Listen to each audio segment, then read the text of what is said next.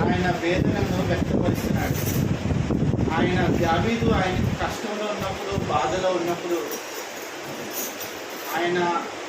బాధను అనేక మందికి దేవునికి చెప్తా ఉన్నాడు బాధను. అయితే ఈ యొక్క కీర్తన 22 కీర్తన చూస్తే అది ప్రవచనాత్మక కీర్తన. యేసు ప్రభు సిలువను గూర్చిన పునరుద్ధానమైన ఆయన నైలు ఆయన అరణ్యంలో సంచారం చేస్తూ ఉన్నప్పుడు ఈ యొక్క కీర్తన ఆయన రాసి ఉన్నాడు.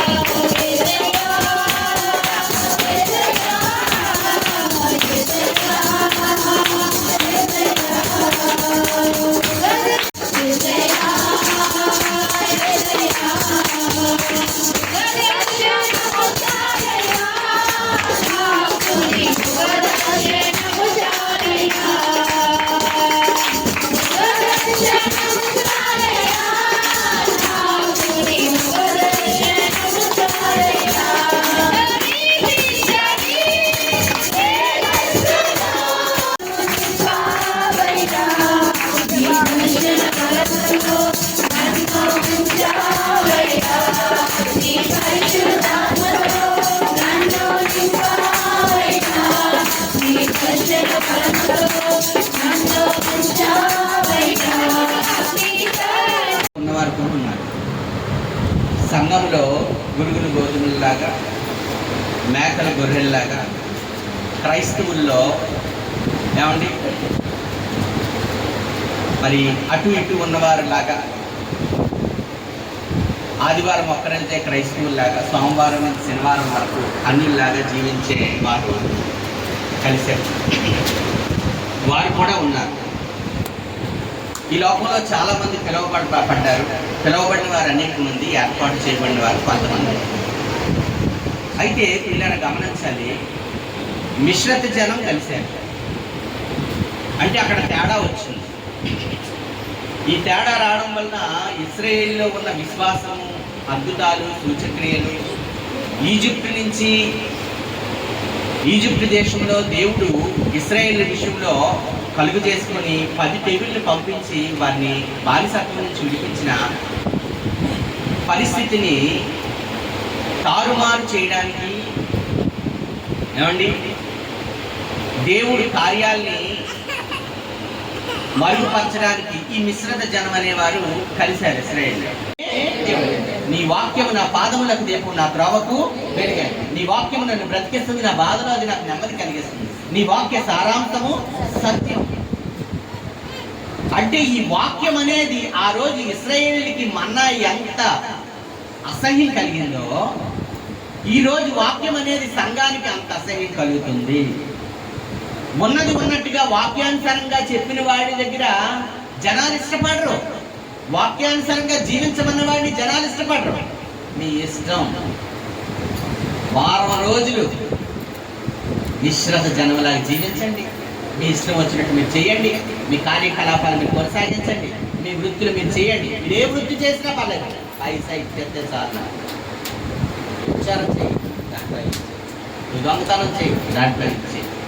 నువ్వే కల్తీ వ్యాపారం చేసే. ఒక ఆవిడ నాకు చెప్పింది, ఇక్కడ రాజుగారి నేను చేపల వ్యాపారం చేసేది అది. అయితే ఎంత దొంగదాన్ని కృపయే కదా అయ్యా, నీ కృపయే కదా యేసయ్యా, నీ కృపయే కదా నన్ను కాపాడేను, నన్ను బ్రతికించేను. అది నీవే కదా, నీ ప్రేమే కదా నన్ను కాపాడేను, నన్ను బ్రతికించేను. అది నీవే కదా, నీ ప్రేమే కదా అయ్యా, నీ కృపయే కదా యేసయ్యా, అయ్యా నీ కృపయే కదా కదా, యేసయ్యా నీ కృపయే కదా. అద్భుతుడా, చక్కగా నిలబడు. అప్పుడు నేను మాట్లాడతాను. పాదాలలోకి సరిపోదు, మోకాళ్ళలోకి సరిపోదు, ఇంకేలోకి సరిపోదండి. తెలీదా పాట?